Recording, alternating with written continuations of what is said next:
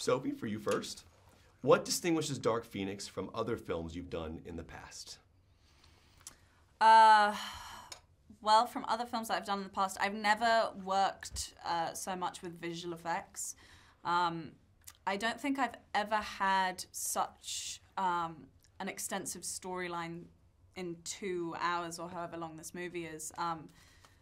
This was definitely an emotional roller coaster, and I've never felt as challenged as I have on this movie.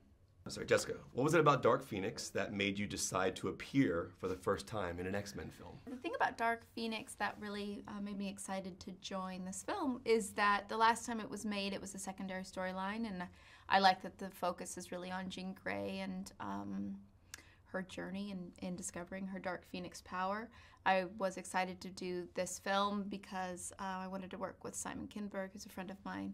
I love working with first-time filmmakers and first-time directors, so that was going to be an exciting thing to be on set with, that really joyous energy of someone who gets to do it for the first time. And then I just love the group involved. Love this Sophie Turner right here.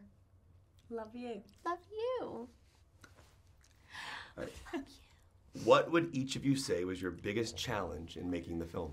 Probably the visual effects is always, I think it was the biggest challenge for both of us. Especially that scene where you kind of show me what my powers can do. It was just, we were filming in like a room that looked like a bedroom. And we were told, like, this is the scene where my character shows her like how powerful she is. So, we were like in a bedroom. We were in a bedroom, and she would go, look, and then we'd look have at the universe. Wow, look at those curtains. Look at that bed.